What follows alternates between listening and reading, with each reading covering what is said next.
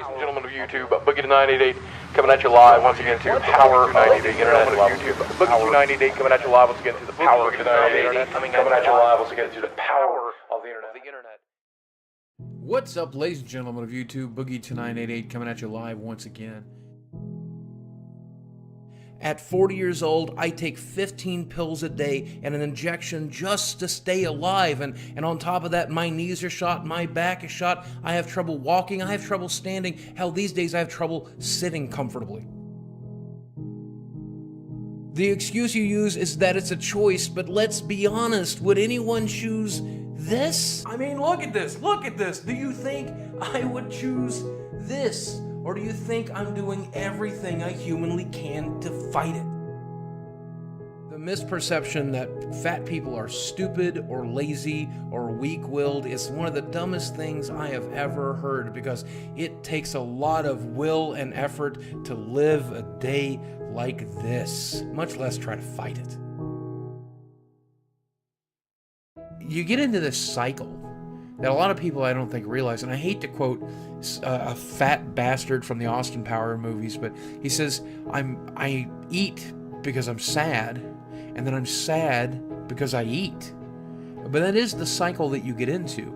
Like, you eat because you're sad and you're miserable and you're unhappy, and eating feels good, it makes you happy on some level. And then the fact that you're getting fatter makes you sadder, so you eat and you get sad, you eat and you cry, you eat and cry. Eventually, most people my size will eat while crying about the fact that they're eating. You know, but you do it anyway. You repeat the cycle. You repeat it. And that cycle for me, it started at a very, very early age.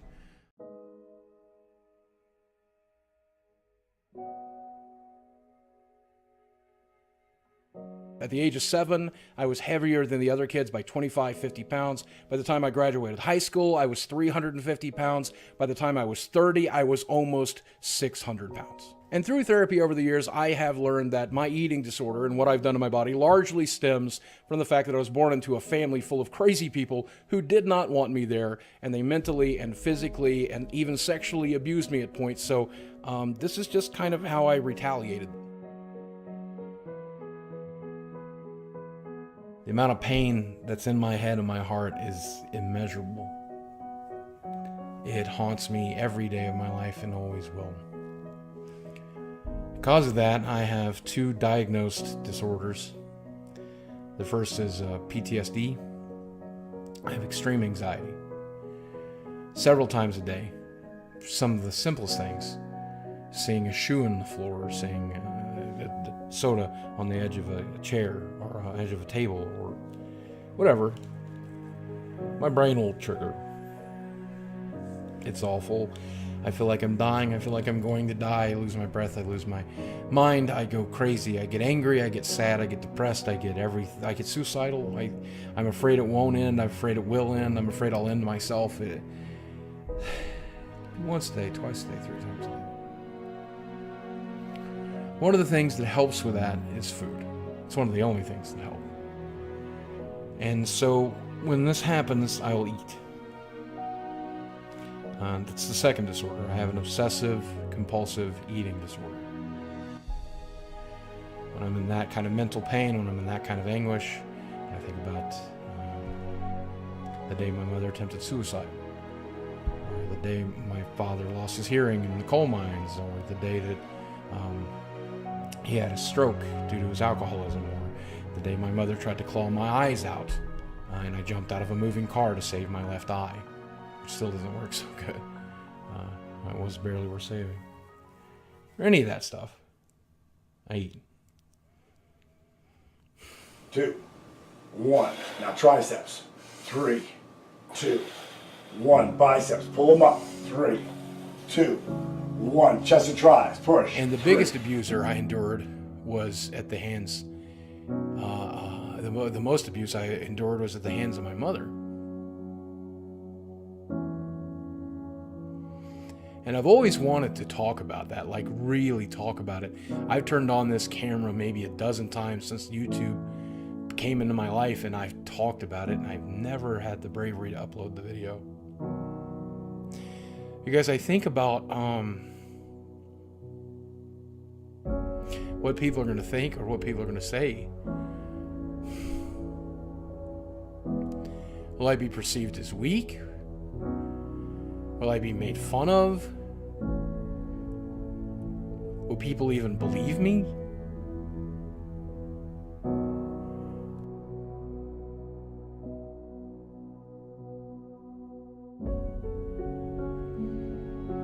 I was abused not once a month, not once a week, but physically every day, sometimes with a small gap in between of a day.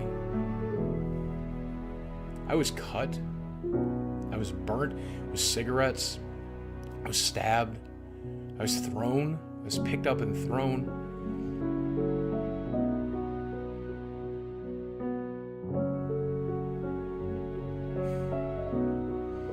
My mom told me that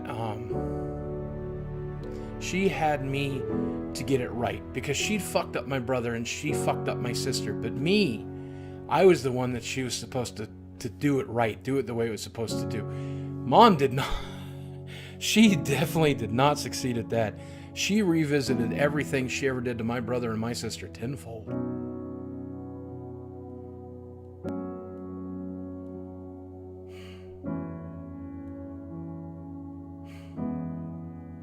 Even sitting here thinking about that stuff, so many stories I want to tell, and even now I'm ashamed to tell them.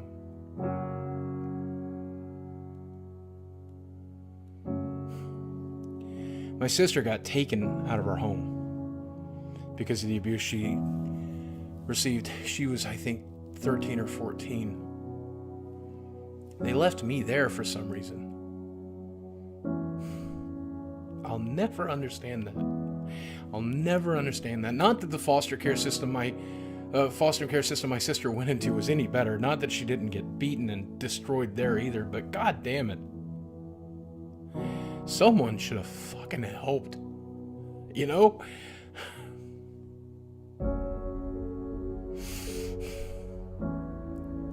And it fucks you up for life. Like, that stuff never goes away.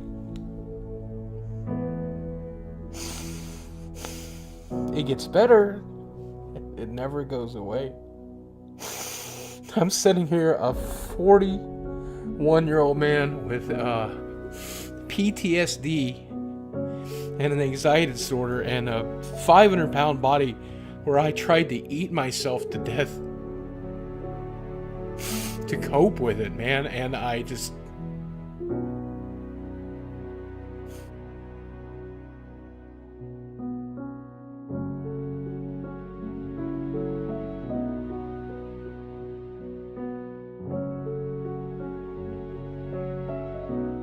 Now, my primary abuser, which was my mother, she passed in 2009, and while that was a very sad thing and very difficult to deal with, it was also bittersweet because it brought me some very necessary closure in my life that allowed me to finally start healing.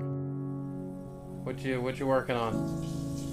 I'm making spaghetti for my sorry son. Yeah, he's pretty damn sorry. Hey, what do you think about him being on that TV? Well, that's my son. What do you think about him being on that internet, that YouTube? That's my son.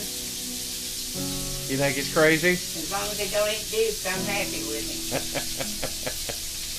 Do you think he's crazy? Is he kin to me? Yeah. Then he's crazy. Oh, I can't argue with that. Now, I think it's important to note here that that is the reason that this has happened, but it is not an excuse. There is no excuse for what I've done. I was brought into this world with just one body, and I have effectively ruined it. And not only have I caused myself a ton of mental and physical anguish because of it, but the people who love me and count on me, they suffered too. And that includes all of the people who've watched me over the years here on YouTube. And my eating disorder has also caused me to feel shame and self-loathing and social anxiety and just misery of untold proportions. But I have to stop to admit that it did serve a very important role in my life.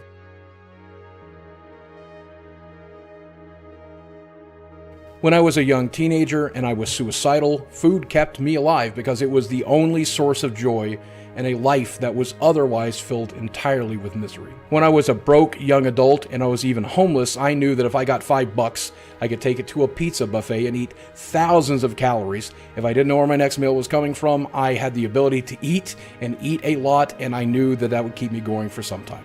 And I also use food like everybody else. It's like a social lubricant. You know, you go out to a business dinner, or you go out to dinner with your friends, or you go out to dinner on a first date, or you just use your comfort foods to deal with the stress of life or the stress of work. That's something I do as well. I just do it far too much. And food served a much more nefarious purpose, one that I think is kind of difficult to put into a YouTube video, but I think I want to be entirely honest here. As a young adult, when I would talk to a doctor, which was pretty rarely, they would tell me if you continue to eat the way you were eating, you'll be dead by 30 or maybe 35. And when they told me that, that would actually not be a bad thing to me. That would be a very relaxing thing. Because after a lifetime of misery and a lifetime of mental disorder, I often considered death to be relaxing or relieving, something that I actually looked forward to. I was never fully suicidal, but I knew that it would be the way that I would finally cure what was wrong with me up here and, of course, what I'd done to my body as well. If you are 50 or more pounds overweight, you are absolutely damaging your body. If you're 100 pounds or more overweight, then you are damaging it in a way that will eventually kill you. And God forbid, if you're my size, you are going to be absolutely miserable. You owe it to yourself and everyone that loves you to do everything you can to be as healthy as possible, and that does include losing weight. If you have a list of reasons that you're overweight and you're unhappy being that way, we need to start attacking each and every single step, everything that's on that list.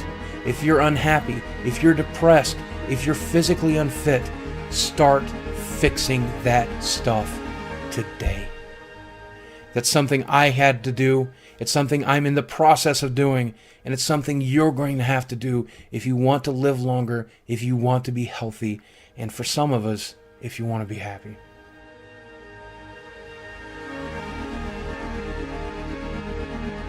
I don't know your situation. You may be in a wheelchair, you may be a burn victim, you may be extraordinarily unhealthy or extraordinarily unhappy.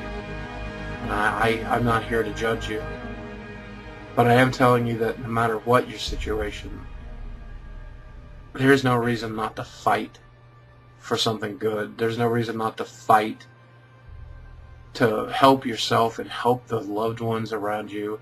There's no reason not to try every single day, no matter how futile the situation is, no matter how futile you think life is, no matter how meaningless you feel that the world is, you know? And I hope that you can take inspiration in that.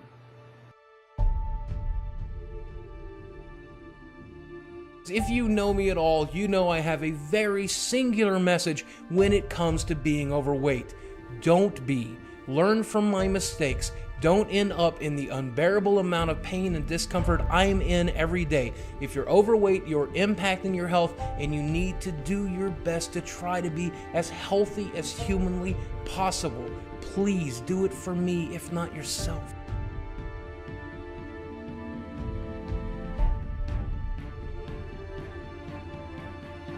You have to love yourself no matter who or what you are. You have to stand up and let the world love you.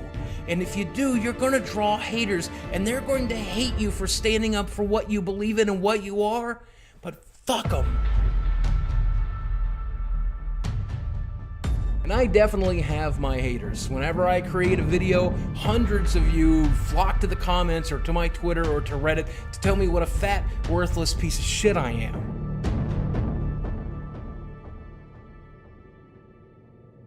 Please try to lead healthy, happy lives. Learn from my mistakes. Do better. Just do better. All right? I have undone a lot of the damage in here, and I have the medical science backing me up with surgery looming sometime in the future. And I know that this 8 pounds of weight loss is not only 8 pounds smaller than my original starting goal, but it's 8 pounds I'm never going to get back. I'm never going to weigh 528 pounds again in my life. I hope I'll never weigh 520 pounds again in my life. I hope I hit 519 this week and I never look back.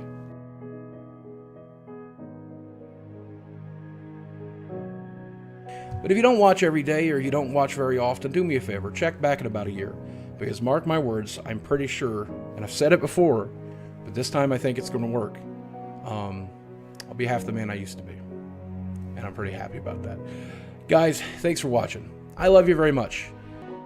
Let's see, weight loss is starting to move a little bit. The scale is finally starting to move. We hit the 100-pound mark roughly, and I'm pretty happy about that. Having lost a full 100 pounds, I got a lot more weight to go.